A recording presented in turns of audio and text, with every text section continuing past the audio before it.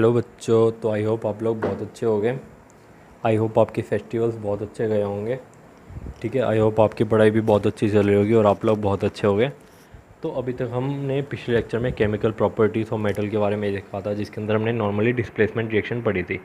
आज हम बात कर लेते हैं कि मेटल को जब भी हम एयर के साथ या ऑक्सीजन के साथ जब भी रिएक्ट करवाते हैं तब क्या होता है, कि मेटल वगैरह जनरली ऑक्सीजन के साथ, एयर के साथ किस तरह रिएक्ट करते हैं। तो देखो, जनरली जब भी मेटल की रिएक्शन होती है ऑक्सीजन के साथ, तो क्या फॉर्म कर लेते हैं मेटल ऑक्साइड।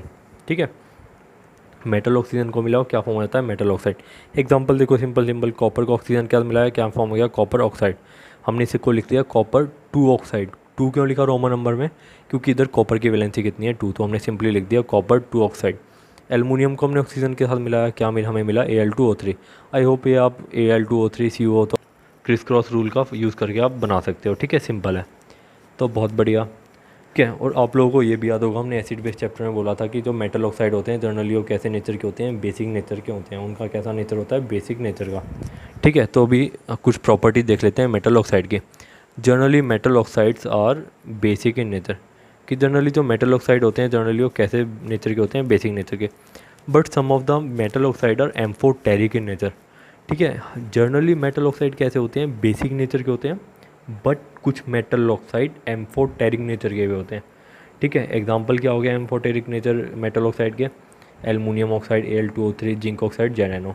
अब एम्फोटेरिक ऑक्साइड से हमारा क्या मतलब है, एम्फोटेरिक ऑक्साइड बच्चों ऐसे ऑक्साइड होते हैं मेटल के, वो जनरली एसिडिक बिहेवियर भी शो कर देते हैं और बेसिक बिहेवियर भी शो कर देते हैं। ऐसे होते हैं तो टाइम आने पे एसिडिक बिहेवियर शो कर देते हैं और टाइम आने पे बेसिक बिहेवियर भी शो कर देते हैं। यानी कि इनका कोई वो नहीं है पर्टिकुलर कि एसिडिक हैं बेसिक हैं, दोनों तरह के नेचर को शो कर सकते हैं, दो गुले टाइप के होते हैं। ठीक है, this oxide which shows acidic as well as basic nature when reacts with acid और base give salt and water, कि जब भी इनको एसिड या बेस का रिएक्ट कराओगे सॉल्ट और वाटर को देंगे। ठीक है, क्योंकि एसिड और बेस जब भी रिएक्शन करते हैं तो क्या देते हैं, सॉल्ट प्लस वाटर। सिमिलरली वही कहानी है, तो आगे बढ़ते हैं। ठीक है, तो ज़रा देखो हमने क्या करा, Al2O3 एल्युमिनियम ऑक्साइड जो कि एम्फोटेरिक ऑक्साइड है, हमने उसे जब एसिड HCl का रिएक्ट करवाया तो हमें क्या मिला, Al3 सॉल्ट प्लस H2O। ठीक है, अब इसने क्या करा, एसिड का रिएक्ट करा लिया, जरूर ही ये बेसिक नेचर शो कर रही होगी। ठीक है, जब एसिड का रिएक्ट करा तो इसने बेसिक नेचर शो करा। जैसे ही हमने इसे बेस NaOH के साथ रिएक्ट कराया तो इसने क्या फॉर्म करा, NaAlO2 सोडियम एल्यूमिनेट, जो कि क्या है, एक सॉल्ट प्लस वाटर। यानी कि जब इसको बेस का रिएक्ट कराया तो इसने एसिडिक नेचर शो करा, एसिड का रिएक्ट कराया तो बेसिक नेचर शो करा। तो ऐसी ऑक्साइड को क्या बोलते हैं, एम्फोटेरिक, कि जो दोनों तरह के नेचर को शो कर रहे हैं। ठीक है, और अगली प्रॉपर्टी देख लो, generally most of metal oxide are insoluble in water, कि जो भी जनरली मेटल ऑक्साइड होती है ना जनरली इनसॉल्युबल होती हैं पानी के अंदर, कि पानी के अंदर घुलती नहीं है, सॉल्युबल नहीं होती। बट इसके अंदर ये एक्सेप्शन है, कुछ कुछ मेटल ऑक्साइड ऐसी होती हैं जो पानी के अंदर घुल जाती हैं और क्या फॉर्म कर लेती हैं, बेस या यूँ बोलो एल्कली। जैसे ही वो पानी के अंदर डिजोल्व हो रही हैं तो यानी कि वो कैसी शो करेंगी, एल्कली। मेटल ऑक्साइड है बेसिक नेचर के हैं, बेस जैसे ही पानी के अंदर डिजोल्व होंगे तो क्या क्या बन जाते हैं, एल्कली। ठीक है, तो ऐसी रिएक्शन को हमने लिख दिया। Na2O को तुमने H2O के साथ मिलाया पानी के साथ, क्या मिला, NaOH एक्वस। ठीक है, जिस जो कि क्या होता है, एल्कली। एल्कली क्या होते हैं, ऐसे बेस जो पानी के अंदर डिजोल्व हो जाते हैं। सिमिलरली K2O को तुमने पानी के साथ मिलाया, क्या मिल गया, KOH। ठीक है, तो हमें 2 एल्कली मिल गए। ठीक है, ये ऐसी मेटल ऑक्साइड थी जो पानी के अंदर डिजोल्व हो जाती हैं, एक्सेप्शन थी। ठीक है, हमने पढ़ा था तुम्हारा रिएक्टिविटी सीरीज ऑफ मेटल, कि हर एक मेटल की अलग अलग टेंडेंसी होती है, कोई ज़्यादा रिएक्ट करता है, कोई कम रिएक्ट करता है। पोटेशियम सोडियम बहुत ज़्यादा रिएक्ट करते हैं। तो अब एक बार ये देख लेते हैं कि जो भी ये मेटल वगैरह हैं ये किस रेट के साथ ऑक्सीजन के साथ रिएक्ट करते हैं, कि फास्ट करते हैं, स्लो करते हैं। ठीक है, तो रिएक्टिविटी सीरीज़ को हम बेस बना के ज़रा इन रिएक्शन को देखते हैं। ठीक है, सोडियम पोटेशियम जनरली बहुत ज़्यादा हाई रिएक्टिव मेटल है। जैसे तुमने इसे ऑक्सीजन का रिएक्ट करवाया, तुम्हें मालूम है इतने ज़्यादा रिएक्टिव मेटल हैं, जैसे तुम ऑक्सीजन के साथ रिएक्ट कराओगे ये क्या, आग पकड़ लेते हैं, इतने ज़्यादा रिएक्टिव होते हैं। ऑक्सीजन क्या होती है जनरली, बर्निंग के लिए काम होती है। जैसे तुमने इसे ऑक्सीजन का रिएक्ट कराया तुरंत ही आग पकड़ लेते हैं, इतने ज़्यादा रिएक्टिव मेटल होते हैं। कि जैसे तुमने इसे मान लो कि बाहर निकाला, जनरली ना इन्हें कैरोसिन ऑयल के अंदर स्टोर किया जाता है। कैरोसिन ऑयल के अंदर क्यों स्टोर किया जाता है, कि एक आग वाग को ना पकड़ें, फायर वायर को ना पकड़ें। ठीक है, तो आग वाग से बचाने के लिए हम इसे कैरोसिन ऑयल मिट्टी के तेल में रखे जाते हैं। नहीं तो मान लो कोई सोडियम या पोटेशियम है, जैसे ही तुमने उसे बाहर हवा में खुला छोड़ दिया फटाफट ये आग को पकड़ लेंगे, इतने ज़्यादा रिएक्टिव ये मेटल होते हैं। ठीक है, तो आगे बढ़ते हैं। तो देखो, for protecting them and preventing accident we put them in kerosene oil, कि हमें एक्सीडेंट से बचाने के लिए या प्रोटेक्ट करने के लिए हमें कैरोसिन ऑयल में रखते हैं कि आग वाग ना पकड़ें। और फिर उसके बाद नंबर आता है थोड़े कम रिएक्टिव मेटल जैसे एल्युमिनियम, जिंक, लेड। ठीक है, केदारनाथ का माली आलू ज़रा फीके भगाता है, थोड़े कम रिएक्टिव मेटल। जैसे इन्हें हम ऑक्सीजन के रिएक्ट करते हैं, जनरली रिएक्शन नहीं करते। क्यों? क्योंकि जनरली हम इसे जैसे ही रूम टेम्परेचर पे पड़े होते हैं ये तो ऑलरेडी ऑक्सीजन के साथ रिएक्ट कर लेते हैं, और इनका जो सरफेस होता है ऑक्सीजन के साथ कवर हो चुका होता है। ठीक है, ऑलरेडी इनका जो सरफेस होता है ऑक्सीजन के साथ कवर हो चुका होता है। तो जैसे हम इन्हें ऑक्सीजन का रिएक्ट कराते हैं तो ये नहीं करते। ठीक है, क्यों? क्योंकि इनका सरफेस ऑलरेडी ऑक्सीजन के साथ कवर हो चुका होता है। ठीक है, जिसकी वजह से इनका फर्दर ऑक्सीडेशन ऑक्सीजन के साथ रिएक्शन पॉसिबल नहीं हो पाती। ठीक है, कम रिएक्टिव मेटल आयरन की बात करते हैं। जैसे आयरन को ऑक्सीजन का रिएक्ट कराते हैं कोई रिएक्शन नहीं होती। ठीक है, बट जैसे आयरन फिलिंग को, आयरन के टुकड़ों को, आयरन के पाउडर को ऑक्सीजन का रिएक्ट कराते हैं, ये इतनी ज़्यादा वाइग्रसली बर्न होते हैं, ये बड़े ख़तरनाक तरीके से वाइग्रसली बर्न करते हैं जैसे आयरन फिलिंग को ऑक्सीजन का रिएक्ट कराते हैं।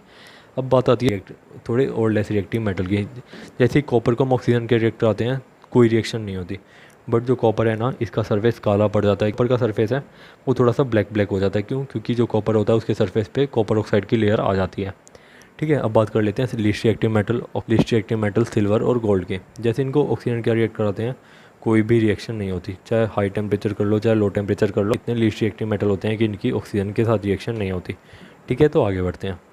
अब बात कर लेते हैं मेटल की रिएक्शन की विद वाटर की। जब भी मेटल को पानी के अंदर डालेंगे, मेटल पानी का रिएक्ट करवाएंगे तब क्या होगा। तो देखो जनरली क्या होता है, मेटल को जब भी पानी का रिएक्ट करवाते हैं क्या फॉर्म होता है, मेटल ऑक्साइड प्लस में H2 गैस। ठीक है, थोड़ा और पानी डाला तुमने और थोड़ा पानी को डाल दिया तो फर्दर रिएक्शन हो जाएगी। उसके अंदर क्या होगा, तुम्हारा मेटल ऑक्साइड जब पानी का रिएक्ट करेगा क्या फॉर्म हो जाएगा, मेटल हाइड्रोक्साइड। मेटल हाइड्रोक्साइड का क्या एक एग्जाम्पल हो गया NaOH। मेटल क्या हो गया Na, हाइड्रोक्साइड क्या हो गया OH। ठीक है, तो एक एक करके हम देख लेते हैं पानी की रिएक्शन सब मेटल के साथ। ठीक है, तो देखो reaction of potassium sodium with water कि जो भी हाई रिएक्टिव मेटल है जब भी उनको पानी का रिएक्ट करवाते हैं तब क्या होता है, reaction generally occur with cold water. ठीक है, ये जो भी रिएक्शन होती है जनरली कोल्ड वाटर के साथ होती है, क्योंकि इतने ज़्यादा रिएक्टिव में गर्म पानी के साथ रिएक्ट कराओगे तो ब्लास्ट सा ही हो जाएगा। ठीक है, तो जनरली इसको कोल्ड वाटर के साथ रिएक्ट कराया जाता है। ठीक है, तब भी ये रिएक्शन इतनी ज़्यादा वॉयलेंट होती है, इतनी ज़्यादा खतरनाक होती है और इतनी ज़्यादा एक्सोथर्मिक होती है, इतनी ज़्यादा हीट निकलती है कि जो भी हाइड्रोजन निकलती है ना वो फटाफट आग को पकड़ लेती है। ठीक है, जैसे देखो तुमने पोटेशियम को पानी के साथ रिएक्ट करवाया, इनकी बहुत ज़्यादा पानी डाला, मेटल ऑक्साइड फॉर्म नहीं हुई, सीधा क्या फॉर्म हो गया, मेटल हाइड्रोक्साइड। ठीक है, तो तुमने पोटेशियम को H2O के साथ रिएक्ट करवाया, क्या फॉर्म हो गया KOH, प्लस में हाइड्रोजन गैस निकली, प्लस में हीट एनर्जी। ये हीट इतनी ज़्यादा होती है कि तुरंत ये जो हाइड्रोजन गैस निकली है इसमें आग पकड़वा लेती है और इस पूरे रिएक्शन के अंदर आग लग जाती है। सिमिलरली सोडियम को तुमने H2O के साथ रिएक्ट करवाया, क्या फॉर्म हो गया NaOH प्लस में H2 प्लस में हीट एनर्जी। ये हीट इतनी ज़्यादा होगी कि तुरंत जो भी H2 निकली है तुरंत इसको क्या करवा देगी, आग पकड़वा देगी। तो इतनी ज़्यादा खतरनाक रिएक्शन होती है बच्चों। ठीक है, इतनी ज़्यादा हीट निकलती है, इतनी ज़्यादा रिएक्टिव मेटल होते हैं। अब बात कर लेते हैं थोड़े कम रिएक्टिव मेटल कैल्शियम के। कैल्शियम को भी जनरली पानी के साथ रिएक्ट करवाया जाता है, ठंडे पानी के साथ। हॉट वाटर के साथ ये भी थोड़े से पंगे करेगा।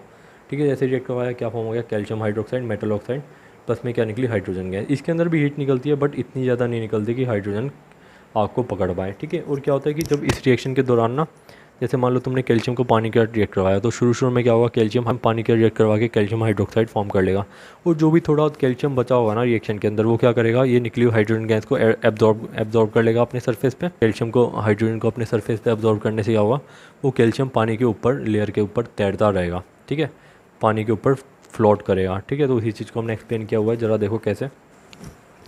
After some time calcium start floating on water because hydrogen release stick to the surface of metal. कि कुछ टाइम बाद जो कैल्शियम है वो सरफेस पानी के सरफेस पे तैरना स्टार्ट कर दिया। क्यों? क्योंकि जो भी हाइड्रोजन रिलीज हुई है उसके सरफेस ऑफ कैल्शियम पे आके चिपक जाएगी। अब बात कर लेते हैं थोड़े कम रिएक्टिव मेटल मैग्नीशियम की। मैग्नीशियम जैसे ही पानी का रिएक्ट करता है तो क्या फॉर्म करता है, magnesium hydroxide metal hydroxide plus में H2 गैस।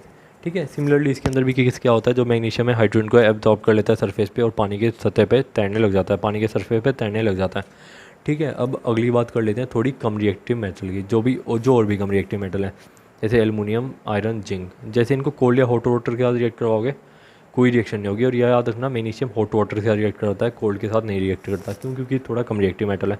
जो और कम रिएक्टिव मेटल है एल्युमिनियम, आयरन, जिंक, जब इनको कोल्ड हॉट वाटर के साथ रिएक्ट करवाओगे कोई भी रिएक्शन नहीं होगी। ठीक है, बट जैसे ही तुमने इसको स्टीम ऑफ वाटर के साथ रिएक्ट करवाया, यानी कि पानी की भाप, पानी के वेपर के साथ रिएक्ट करवाया तो रिएक्शन हो जाएगी, क्या फॉर्म हो जाएगा, मेटल ऑक्साइड प्लस में हाइड्रोजन गैस।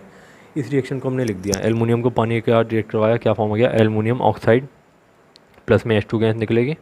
सिमिलरली आयरन को पानी के साथ रिएक्ट करवाया, क्या फॉर्म हो गया, Fe3O4 फेरिक ऑक्साइड प्लस में हाइड्रोजन गैस। और हाँ, रिएक्शन को बैलेंस करना मत भूलना किसी भी रिएक्शन को, ठीक है। फिर लास्ट में आते हैं कुछ लीस्ट रिएक्टिव मेटल की तरफ, ठीक है। लेड, कॉपर, सिल्वर, गोल्ड, ये इतने ज़्यादा लीस्ट रिएक्टिव मेटल होते हैं बच्चों, चाहे इनको पानी के रिएक्ट करवा लो, गर्म पानी के रिएक्ट करवा लो, या फिर स्टीम के साथ रिएक्ट करवा लो, यानी कि भाप के साथ, इनको कोई फ़र्क नहीं पड़ेगा, ये इतने ज़्यादा लीस्ट रिएक्टिव मेटल होते हैं।